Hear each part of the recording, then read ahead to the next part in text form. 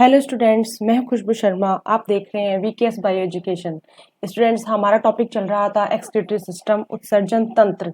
उत्सर्जन तंत्र के अंदर हमने उत्सर्जन क्या है वो पढ़ा, उत्सर्जन तंत्र क्या है वो पढ़ा। इसके अलावा उत्सर्जन तंत्र शरीर में किन किन अंगों से मिलकर बना हुआ है उसके बारे में हमने पढ़ा। इसके अलावा हमने जो लास्ट लेक्चर में पढ़ा था वो था उत्सर्जी पदार्थ कौन कौन से होते हैं, उनके बारे में पूरा डिटेल में देखा। इसके अलावा हमने उत्सर्जन तंत्र किन किन जो है भागों से मिलकर बना है, किन किन अंगों से मिलकर बना हुआ है, कि उत्सर्जन तंत्र दो वृक्क से, एक मूत्राशय से, दो मूत्रवाहिनियों से और एक मूत्रमार्ग से मिलकर बना हुआ होता है। तो स्टूडेंट्स, हमने लास्ट लेक्चर के अंदर वृक्क के बारे में पूरा डिटेल में स्टडी कर लिया था कि वृक्क क्या है। इसके अलावा वृक्क की पूरी स्ट्रक्चर हमने देख ली थी। इसके अलावा हमने वृक्क के बारे में पढ़ा था कि वृक्क कई लाख उत्सर्जन नलिकाओं से मिलकर बना हुआ होता है जिन्हें नेफ्रॉन कहते हैं, और नेफ्रॉन के बारे में हमने पूरा डिटेल देख लिया था। नेफ्रॉन की पूरी स्ट्रक्चर हमने देख ली थी। तो हमने मोस्टली उत्सर्जन तंत्र के एक भाग वृक्क के बारे में पूरा डिटेल में स्टडी कर लिया था। स्टूडेंट्स, आज हम पढ़ेंगे मूत्राशय। तो स्टूडेंट्स, उत्सर्जन का मतलब यही है कि शरीर से अपशिष्ट पदार्थों को बाहर निकालने की एक व्यवस्था है। कहने का मतलब यह है कि मनुष्य शरीर से अपशिष्ट पदार्थों को शरीर से बाहर निकाला जाता है, वो जिस तंत्र के द्वारा किया जाता है वो तंत्र उत्सर्जन तंत्र कहलाता है। और मनुष्य के द्वारा यूरिन के थ्रू शरीर से बाहर उत्सर्जित होने वाले पदार्थ उत्सर्जन तंत्र के थ्रू उत्सर्जित किए जाते हैं। तो आइए स्टूडेंट्स, हम हमारा सेकंड जो है इसका पॉइंट स्टडी करते हैं। आज हम शुरू करते हैं मूत्राशय के बारे में। तो स्टूडेंट्स, मूत्राशय क्या है इसकी डिटेल हम देखते हैं कि मूत्राशय का क्या रोल है उत्सर्जन तंत्र के अंदर। देखिए स्टूडेंट्स, मूत्राशय पेशीय थैली नुमा संरचना होती है। मूत्राशय की स्ट्रक्चर किस प्रकार की होती है स्टूडेंट्स? पेशीय थैली नुमा स्ट्रक्चर होती है। स्टूडेंट्स, लास्ट लेक्चर के अंदर मैंने आपको मूत्राशय की पूरा डायग्राम दिखाया था। तो स्टूडेंट्स, यदि आपने मेरा पहले वाला लेक्चर नहीं देखा है तो प्लीज आप मेरा पहले इससे पीछे वाला लेक्चर जरूर देखिएगा, जिससे आपको पूरा समझ में आ जाएगा। तो स्टूडेंट्स, उसके अंदर हमने देखा था कि मूत्राशय की स्ट्रक्चर एक पाउच के समान एक थैली नुमा संरचना होती है। यह वृक्क से आने वाले मूत्र का भंडार करता है। अब मूत्राशय के मतलब का ये है कि मूत्र आशय यानी जहां पर मूत्र का क्या होता है, इकट्ठा होता है, जहां पर मूत्र का भंडार होता है, वो भाग क्या कहलाता है? वो भाग उत्सर्जन तंत्र का कौन सा भाग कहलाएगा? मूत्राशय कहलाएगा। और पुरुषों में यह मलाशय के आगे, मतलब पुरुषों में इसकी जो स्थिति है, जो पोजीशन है बॉडी के अंदर, वो मलाशय के आगे होती है, जबकि स्त्रियों में यह योनि के ठीक ऊपर स्थित होता है। मतलब ये कि पुरुषों में और स्त्रियों में, इन दोनों में मूत्राशय की जो स्थिति है वो अलग अलग जगह पर होती है। और इसकी स्ट्रक्चर किस प्रकार की होती है स्टूडेंट्स? मूत्राशय की स्ट्रक्चर एक नाशपाती के समान या तिकोने ट्रायंगल शेप में मूत्राशय की शेप होती है। इसके अलावा मूत्राशय नर या मादा मूत्रमार्ग में खुलता है। मूत्राशय कहाँ खुलता है स्टूडेंट्स? नर का मूत्राशय कहाँ खुलेगा? नर मूत्रमार्ग में खुलेगा। और मादा का मूत्राशय कहाँ खुलेगा? मादा मूत्रमार्ग में खुलेगा, क्योंकि नर और मादा दोनों में मूत्राशय की स्थिति अलग अलग है। अब देखिए, मूत्राशय मूत्रण में मदद करता है। मतलब मूत्राशय जो है वो मूत्रण की जो प्रोसेस है उसके अंदर हेल्प करता है, मतलब यूरिन को पास आउट करने में मदद करता है। कौन करता है? मूत्राशय करता है। मूत्राशय में लगभग 400 से 600 ml मूत्र वृक्क से मूत्राशय में उतरता है। स्टूडेंट्स, मूत्राशय के अंदर लगभग 400 से 600 ml जो यूरिन है वो पहले हमने किसके बारे में स्टडी किया था? वृक्क के बारे में, किडनी के बारे में, गुर्दे के बारे में, उसके बारे में देखा। तो वृक्क से फिर कहाँ आ रहा है मूत्र? मूत्राशय में उतरता है और मूत्राशय में आकर क्या होता है? इकट्ठा होता है। अब देखिए स्टूडेंट्स, ये हमने पढ़ा मूत्राशय के बारे में। मूत्राशय की स्थिति देख ली, और मूत्राशय का काम क्या है? मूत्र का भंडारण करने का काम है। अब आगे देखिए मूत्रवाहिनी। मूत्रवाहिनी क्या करती है? वृक्क से मूत्र को मूत्राशय तक परिवहन करने का कार्य मूत्रवाहिनी द्वारा होता है। मतलब वृक्क भाग से जो मूत्र आया उसको मूत्राशय में इकट्ठा किया गया, तो मूत्राशय तक परिवहन करने का काम, मतलब लाने का काम कौन कर रहा है स्टूडेंट्स? मूत्रवाहिनी कर रही है। मूत्राशय तक लाने का या परिवहन करने का काम कौन करता है स्टूडेंट्स? मूत्रवाहिनी करती है। यह नलिका चिकनी मांसपेशियों से मिलकर बनी होती है। चिकनी सॉफ्ट मांसपेशियों से, चिकनी मांसपेशियों से मिलकर बनी हुई होती है मूत्रवाहिनी। वयस्कों में यह 25 से 30 सेंटीमीटर लंबी होती है। मूत्रवाहिनी मूत्राशय में खुलती है। मूत्रवाहिनी किसमें खुलती है स्टूडेंट्स? मूत्राशय में खुलती है। मतलब पहले मूत्र कहाँ था? वृक्क के अंदर था। वृक्क से फिर उसके बाद में मूत्रवाहिनी के थ्रू मूत्र कहाँ आया? यूरिन किसमें आया? मूत्राशय के अंदर आकर इकट्ठा हो गया और मूत्राशय तक लाने का काम किसने किया? मूत्रवाहिनी ने किया। इसके अलावा देखिए फिर है मूत्र मार्ग। यह नलिका रूपी संरचना है। मूत्र मार्ग द्वारा मूत्राशय बाहर खुलता है। तो स्टूडेंट्स ये इसका उत्सर्जन तंत्र का अगला भाग है। मूत्र मार्ग अंतिम भाग होता है। इसके द्वारा मूत्राशय कहाँ खुलता है? बाहर खुलता है और यूरिन पास आउट किया जाता है। में यह मार्ग किससे? लिंग से जुड़ा होता है तथा स्त्रियों में योनि द्वार के ठीक ऊपर स्थित होता है। तो स्टूडेंट्स मूत्र मार्ग की स्थिति भी जो पुरुषों में और स्त्रियों में अलग अलग जगह पर होती है। पुरुषों में यह स्खलन वाहिनियों से वीर्य को भी प्राप्त करता है, यानी वीर्य स्रावित करने का काम भी मूत्रमार्ग के द्वारा किया जाता है। पुरुषों में मूत्रमार्ग की लंबाई महिलाओं की तुलना में अधिक लंबी होती है। अब देखिए स्टूडेंट्स ये हमने आज 4 भाग इसके पढ़ लिए, 3 भाग बाकी थे। वृक्क में मेरे पिछले लेक्चर के अंदर बता चुकी हूँ। तो ये हमने 4 भाग उत्सर्जन तंत्र किन किन 4 भागों से मिलकर बना हुआ होता है ये हमने स्टडी किया। अब देखिए स्टूडेंट्स ये हमारी स्ट्रक्चर थी वृक्क की। इसके बारे में मैं मेरे लेक्चर में पूरा डिटेल में बता चुकी हूँ। इसके अलावा ये देखिए स्टूडेंट्स ये है उत्सर्जन तंत्र की स्ट्रक्चर। उत्सर्जन तंत्र कैसा होता है?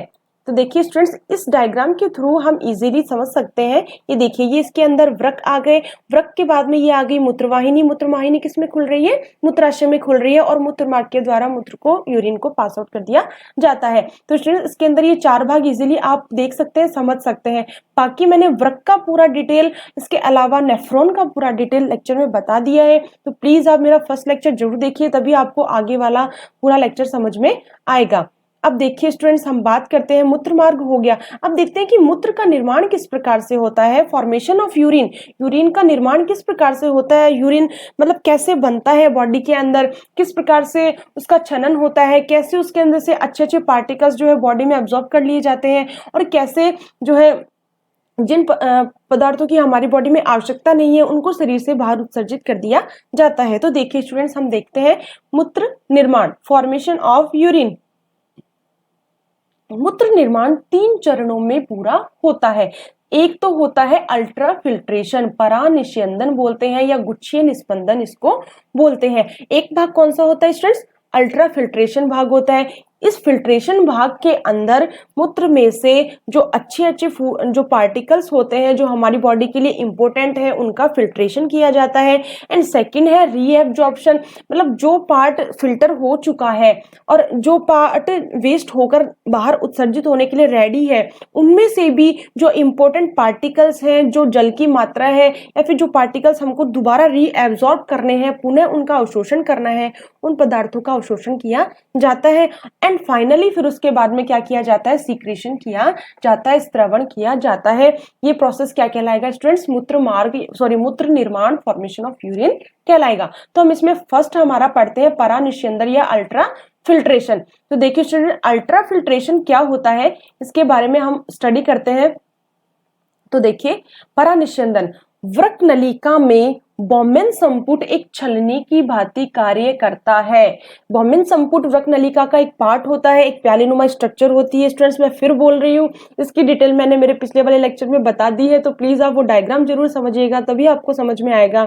तो बॉम्बेन संपुट क्या होता है? एक प्यालेनुमा संरचना होती है। उस प्यालेनुमा संरचना के अंदर ग्लोमेरुलस पाया जाता है, जो मैंने आपको लास्ट लेक्चर में बताया था। अब देखिए इसमें बॉम्बेन संपुट क्या करता है? एक छलनी की भांति कार्य करता है और वृक्क में लगातार रक्त प्रवाहित होता है। वृक्क में क्या होता है? लगातार रक्त प्रवाहित, ब्लड प्रवाहित होता है और यह रक्त वृक्क धमनी द्वारा लाया जाता है। और यह रक्त क्या होता है? अपशिष्ट पदार्थों युक्त होता है। मतलब वृक्क के अंदर जो अपशिष्ट पदार्थों युक्त जो रक्त लाया जा रहा है वो पदार्थ किसके थ्रू लाया जाता है? वृक्क धमनी के द्वारा लाया जाता है। स्टूडेंट्स उस डायग्राम में वृक्क धमनी और वृक्क शिरा 2 भाग थे। तो वृक्क धमनी भाग जो है वो क्या करेगा? अपशिष्ट पदार्थों युक्त रक्त को लाने का काम करेगा। अब देखिए वृक्क धमनी की शाखा अभिवाही धमनी नेफ्रॉन में बॉम्बेन संपुट में जाकर केशिकाओं का गुच्छा जिसे बोलते हैं ग्लोमेरुलस में परिवर्तित होती है। इस ग्लोमेरुलस में अभिवाही धमनी का यूरिया युक्त रुधिर लाने का काम करती है। अब इसके अंदर क्या होता है कि वृक्क धमनी की शाखा कौन सी है, अभिवाही धमनी। वो क्या करती है, नेफ्रॉन की स्ट्रक्चर जो हमने पढ़ी थी उसके अंदर बोमेन संपुट भाग में क्या था, ग्लोमेरुलस था। तो उस ग्लोमेरुलस के अंदर अभिवाही धमनी क्या करेगी, यूरिया युक्त रुधिर लाने का काम करेगी। अभिवाही धमनी क्या करेगी, यूरिया युक्त रुधिर लाने का काम करेगी। इसके अलावा मैंने आपको इसके अंदर क्या बताया, वृक्क धमनी क्या करेगी, अपशिष्ट पदार्थों युक्त रक्त को लाने का काम करेगी। और धमनी, वृक्क धमनी और वृक्क शिरा दो भाग मैंने बताए थे। और अभिवाही धमनी का एक भाग कौन सा है, अभिवाही धमनी, इसको बोलते हैं एफरेंट, है ना। अभिवाही धमनी क्या करेगी कि यूरिया युक्त रुधिर को लाने का काम करेगी, कहाँ पे, ग्लोमेरुलस के अंदर। ग्लोमेरुलस क्या होता है, बोमेन संपुट के अंदर केशिकाओं का एक गुच्छ होता है। फिर उसके बाद में वृक्क धमनी का दूसरा भाग कौन सा है, अपवाही धमनी। तो अपवाही धमनी क्या करेगी, एफरेंट एट्रियोल क्या करेगी, उसको बाहर ले जाने का काम करेगी। अभिवाही धमनी क्या कर रही थी, यूरिया युक्त रक्त को ग्लोमेरुलस में लाने का काम कर रही थी। और अपवाही धमनी क्या कर रही है, उसी रक्त को जो है वो बाहर ले जाने का काम कर रही है। ग्लोमेरुलस की केशिका दीवारों में 0.1 माइक्रोएम व्यास के असंख्य छिद्र पाए जाते हैं। ग्लोमेरुलस की केशिकाओं की दीवार पर क्या पाए जाते हैं, असंख्य छिद्र पाए जाते हैं। और इन छिद्रों में से प्लाज्मा में घुले हुए पदार्थ छनकर निकल जाते हैं। प्लाज्मा में घुले हुए पदार्थ जो है वो छनकर निकल जाते हैं। और प्रति मिनट कितने छनते हैं, लगभग 1000 से 1200 ml रक्त का निष्पंदन या अल्ट्राफिल्ट्रेशन का कार्य पूर्ण किया जाता है। और यहाँ रक्त में से ग्लूकोज, लवण, अमाइनो एसिड, यूरिया आदि तत्व निष्पंदित होकर बोमेन संपुट में एकत्रित हो जाते हैं। तो स्टूडेंट्स ये कहां से शुरू हुआ, बोमेन संपुट से शुरू हुआ। बोमेन संपुट किसकी भांति कार्य कर रहा है, एक छलनी की भांति कार्य करता है। और बोमेन संपुट के अंदर क्या होता है, एक वृक्क धमनी नामक भाग होता है। वृक्क धमनी क्या करता है, अपशिष्ट पदार्थों का लाने का काम करता है। और बोमेन संपुट के अंदर ही केशिकाओं का एक गुच्छा होता है। वो केशिकाओं का गुच्छा क्या करता है, अभिवाही धमनी क्या करती है, यूरिया युक्त रुधिर को लाने का काम करती है। उन केशिकाओं के गुच्छे में उस ग्लोमेरुलस के अंदर लाने का काम करती है। फिर वृक्क धमनी का दूसरा भाग है अपवाही ध्वनि। अपवाही ध्वनि क्या करती है, एफरेंट एट्रियोल क्या करेगी, उनको बाहर ले जाने का काम करेगी। फिर उसके बाद में क्या होता है, उस प्लाज्मा में से, उस ब्लड में से जो है इंपोर्टेंट घुले हुए पदार्थ क्या होते हैं, छनकर निकल जाते हैं। और उस रक्त में से क्या क्या निकल कर क्या क्या एकत्रित होकर बोमेन संपुट में रह जाता, क्या क्या छन जाता है, ग्लूकोज छन जाता है, लवण छन जाते हैं, अमाइनो एसिड छन जाते हैं, यूरिया आदि तत्व छनकर क्या हो जाते हैं, बोमेन संपुट में इकट्ठे हो जाते हैं। पदार्थों का छनकर बोमेन संपुट में जाने की क्रिया अल्ट्राफिल्ट्रेशन कहलाती है। पदार्थों का छनकर कहां पर, बोमेन संपुट में आ जाते हैं पदार्थ छनने के बाद में, तो ये प्रोसेस क्या कहलाता है स्टूडेंट्स, अल्ट्राफिल्ट्रेशन कहलाता है। तो स्टूडेंट्स ये डायग्राम देखिए, आप इससे आपको समझ में आ जाएगा। ये है बोमेन संपुट, ठीक है। इस बोमेन संपुट के अंदर केशिकाओं का गुच्छा है, इसको बोलेंगे ग्लोमेरुलस बोलेंगे। और इसके अंदर जो है वृक्क धमनी एक भाग होता है जो वृक्क से जुड़ा हुआ रहेगा, उसके बारे में देखिए आप इस डायग्राम में समझेंगे। इसके अंदर ये वृक्क धमनी वाला भाग है, इसके दो भाग है, एक तो आ जाएगा अभिवाही धमनी और दूसरा आएगा अपवाही धमनी। तो अभिवाही धमनी तो क्या करेगी, इसमें से अशुद्ध रक्त लाने को काम करेगी और अपवाही धमनी उसको बाहर निकालने का काम करेगी। उसके बाद में क्या होता है, इस बोमेन संपुट के अंदर क्या होता है, इंपोर्टेंट पार्टिकल्स जो होते हैं, ग्लूकोज है, अमाइनो एसिड है, वो तो सब छनकर इसमें इकट्ठा हो जाते हैं और वेस्ट प्रोडक्ट जो है वो बाहर की साइड में निकल जाते हैं। तो ग्लोमेरुलस के अंदर क्या होता है, पदार्थों का छनने का काम होता है। तो छनकर बोमेन संपुट में इकट्ठे होने की प्रोसेस ही क्या कहलाती है स्टूडेंट्स, अल्ट्राफिल्ट्रेशन प्रोसेस कहलाती है। तो आपको आई थिंक अच्छे से समझ में आ गया होगा कि पदार्थों का छनकर बोमेन संपुट में जाने की क्रिया क्या कहलाएगी स्टूडेंट्स, अल्ट्राफिल्ट्रेशन कहलाती है। अब देखिए अल्ट्राफिल्ट्रेशन के बाद में क्या होता है, पदार्थ छन गए हैं, उसके बाद भी उसमें से क्या होता है, पदार्थों का पुनः अवशोषण होता है। मतलब जो पदार्थ छन चुका है उसमें से भी वृक्क नलिकाओं के द्वारा क्या होता है, फिर से उसका उसका पुनः अवशोषण की क्रिया की जाती है। देखिए यह छने हुए पदार्थ फिर वृक्क नलिकाओं में से गुजरते हैं। जो पदार्थ छन चुका है वो भी किस में से गुजरेगा, फिर वृक्क नलिकाओं में से गुजरेगा। अब देखिए वृक्क नलिका की दीवारें धनात्मक उपकला कोशिकाओं की बनी हुई होती है। अब देखिए स्टूडेंट्स, पर अल्ट्रा फिल्ट्रेशन से हमें प्राप्त हुआ था यूरिया, यूरिक एसिड आदि प्राप्त होते हैं। वो कैसे प्राप्त हुए थे? अल्ट्रा फिल्ट्रेशन से। और किसमें प्राप्त हुए थे? बोमेन संपुट में प्राप्त हुए थे। इसके अलावा उत्सर्जित पदार्थों के साथ साथ glucose, amino acids, vitamin, water आदि अन्य उपयोगी लवण भी इकट्ठा हो गए थे ना, अल्ट्रा फिल्ट्रेशन के द्वारा हमें मिल गए थे। अब क्या होता है, इनका भी दोबारा क्या होता है, पुनः अवशोषण होता है। देखिए, धनात्मक उपकला कोशिकाएं निस्पंदन में से ग्लूकोज, अमाइनो एसिड आदि पदार्थों का क्या करती है? पुनः अवशोषण करने का काम करती है। ये निस्पंदन यानी जो छना हुआ पदार्थ है उसमें से ग्लूकोज और अमाइनो एसिड को दोबारा अवशोषण करने का काम करती है। और देखिए, लगभग 90% निस्पंदन या अल्ट्रा फिल्ट्रेशन निस्पंदन जो है वो वृक्क नलिकाओं द्वारा पुनः अवशोषित कर लिया जाता है। मतलब जो हमारे पास इकट्ठा हुआ था छन्ने के बाद पदार्थ, उसमें से 90% जो है वो पुनः अवशोषित कर लिया जाता है और 1% जो है वो उत्सर्जन के लिए छोड़ दिया जाता है। अब देखिए, वृक्क नलिकाओं से लाभदायक पदार्थों को पुनः रुधिर में पहुंचाना ही क्या कहलाता है? पुनः अवशोषण कहलाता है। अब वृक्क नलिकाओं के द्वारा क्या हुआ? पुनः अवशोषण हुआ, और वो पुनः अवशोषण हुए पदार्थ को पुनः रुधिर में पहुंचाने का काम क्या कहलाएगा? पुनः अवशोषण कहलाएगा। क्योंकि हम सबसे पहले बोमेन संपुट में क्या आया था? अशुद्ध रुधिर आया था। वो अशुद्ध रुधिर बोमेन संपुट के बाद में फिर ग्लोमेरुलस में से छनता है, फिर उसका पुनः अवशोषण होता है वृक्क नलिकाओं के द्वारा, है ना। फिर उसके बाद में हमारे पास जो छने हुए पदार्थ पुनः अवशोषण के द्वारा प्राप्त होते हैं, वो पदार्थ क्या होते हैं? दोबारा रुधिर के अंदर पहुंचा दिए जाते हैं। तो यही प्रोसेस क्या कहलाएगा? पुनः अवशोषण कहलाता है। अब देखिए, अवशोषण के आधार पर पदार्थों को के प्रकार कौन कौन से होते हैं, मतलब जो पार्टिकल्स है जिनका अवशोषण हो रहा है उनमें कौन कौन से पदार्थ होते हैं और उनका कितनी कितनी मात्रा में अवशोषण दोबारा कर लिया जाता है। अब देखिए, वो हम देखते हैं किन किन पदार्थों का अवशोषण हो जाता है। उनमें से उच्च देहलीय पदार्थ। उच्च देहलीय पदार्थ का मतलब होता है इन पदार्थों का अवशोषण 100% हो जाता है, मतलब 100% इन पदार्थों का पुनः अवशोषण कर लिया जाता है। एग्जाम्पल आ जाएगा ग्लूकोज और अमाइनो एसिड। ग्लूकोज और अमाइनो एसिड का जो है पदार्थ, जो फिल्ट्रेट पदार्थ थे, जो अल्ट्रा फिल्ट्रेशन के द्वारा जो पदार्थ इकट्ठे हुए थे, उनमें से 100% अवशोषण कर लिया जाता है। किसका? ग्लूकोज और अमाइनो एसिड का।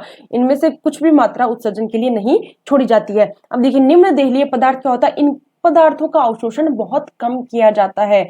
NaCl और जल, इनको जो है उत्सर्जन के लिए छोड़ दिया जाता है। इनकी कुछ मात्रा जो है अवशोषण के लिए रख ली जाती है।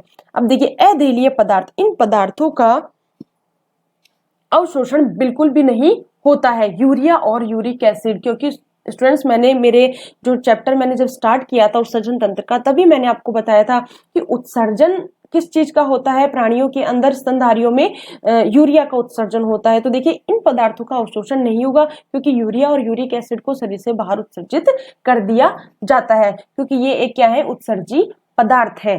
ठीक है स्टूडेंट्स, तो ये आपको समझ में आ गया होगा आई थिंक कि पुनः अवशोषण का प्रोसेस क्या है। तो हमने इसमें मूत्र निर्माण की प्रोसेस में दो चीजों को फिल्ट्रेशन पढ़ लिया हमने, फर्स्ट। सेकंड हमने पढ़ा रीएब्जॉर्प्शन, पुनः अवशोषण, एंड थर्ड हम पढ़ेंगे स्रावन, सीक्रेशन। सीक्रेशन क्या होता है वो देखिए, नेफ्रॉन द्वारा पुनः अवशोषण के बाद रक्त को अपवाही धमनिका संग्रहित कर लेती है। स्टूडेंट्स, मैंने आपको बताया था एक तो होती है अभिवाही ध्वनि और दूसरी होती है अपवाही ध्वनि। तो अपवाही ध्वनि क्या करती है? अवशोषण के बाद में साफ रक्त को संग्रहित करने का काम कर लेती है।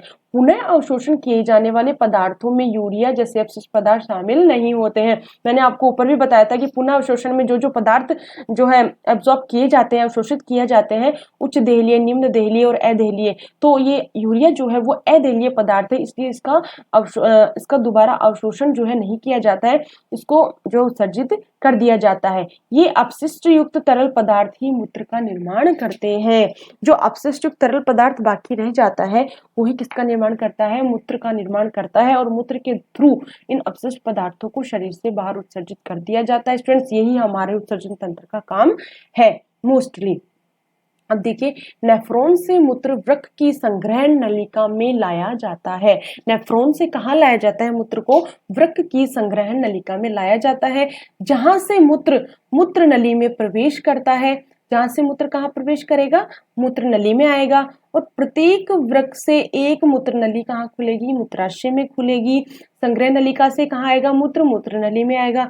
मूत्र नली से कहाँ आएगा, मूत्राशय में आएगा। और मूत्राशय में मूत्र को क्या किया जाता है स्टूडेंट्स, इकट्ठा किया जाता है। देखिए स्टूडेंट्स, ये डायग्राम मैंने जब आपको नेफ्रॉन का समझाया था, मैं आपको फिर से दिखा देती हूँ।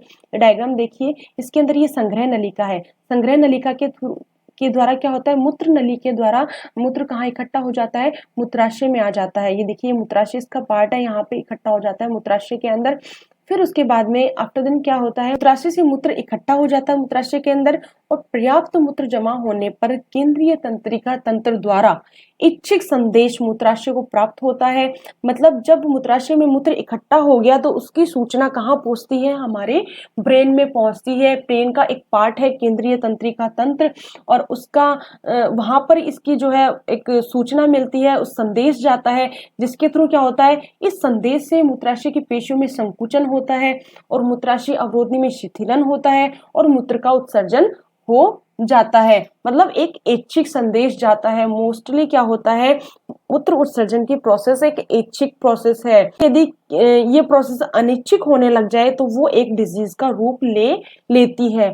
इसके लिए स्टूडेंट्स आगे जब हम केंद्रीय तंत्रिका तंत्र मतलब नर्वस सिस्टम के बारे में पढ़ेंगे तो उसमें मैं आपको पूरा इसका डिटेल बता दूंगी। अभी हम सिर्फ यही देखते हैं कि मूत्र जमा होने के बाद में इसकी जो इंफॉर्मेशन है, जो सूचना है, जो संदेश है, वो कहाँ पहुंचता है, ब्रेन में पहुंचता है। और उसके बाद में उसकी सूचना पहुंचने के बाद ही क्या होता है, मूत्रण का प्रोसेस कंप्लीट होता है। अब ये मूत्रण को संपन्न करने वाली तंत्रिका को मूत्रण प्रतिवर्त कहते हैं। इसमें पूरी डिटेल हम नर्वस सिस्टम में पढ़ेंगे, ठीक है। तो देखिए मूत्रण को संपन्न करने वाली तंत्रिका को क्या बोलते हैं, मूत्रण प्रतिवर्त बोलते हैं। वृक्क द्वारा साफ किए गए रक्त को वृक्क शिरा ले जाने का काम करती है। स्टूडेंट्स काफी बार एग्जाम में क्वेश्चन आ जाता है कि वृक्क द्वारा जो साफ किया गया रक्त है उसको ले जाने, साफ रक्त को ले जाने का काम कौन करेगी, वृक्क शिरा करेगी। और अशुद्ध रक्त को लाने का काम कौन कर रही थी स्टूडेंट्स, हमने पढ़ा था अभी, कौन लाने का काम कर रही थी, वृक्क धमनी कर रही थी। ठीक है स्टूडेंट्स, तो इनमें थोड़ा सा कंफ्यूजन है, थोड़ा सा डिफरेंस है, तो प्लीज आप ये क्लियर कर लीजिए। एग्जाम में क्वेश्चन आए तो प्लीज आप इसको इजीली कर लेंगे। अब देखिए उत्सर्जन में प्रयुक्त अन्य तंत्र। स्टूडेंट्स मैंने जब लेक्चर शुरू किया था तब भी मैंने बताया था कि उत्सर्जन तंत्र के अलावा भी कोई ऐसे पार्ट हैं बॉडी के अंदर जो उत्सर्जन का काम करते हैं। तो इसमें देखिए फेफड़ों के लिए मैंने आपको बताया था कि कार्बन डाइऑक्साइड को उत्सर्जित करने का काम करते हैं और ऑक्सीजन को ग्रहण करने का काम करते हैं। कौन करता है, फेफड़े करते हैं।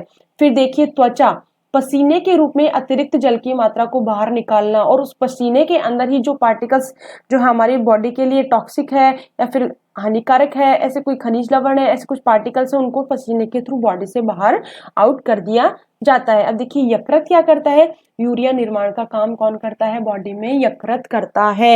यकृत के अंदर अमोनिया से यूरिया का निर्माण होता है। मैंने आपको पहले भी ये चीज बता दी और बार बार मैं आपको यही बात बता रही हूँ। काफी बार एग्जाम में स्टूडेंट्स क्वेश्चन आ जाता है कि यूरिया का निर्माण कहाँ होता है, तो आप बताएंगे यूरिया का निर्माण यकृत में होता है।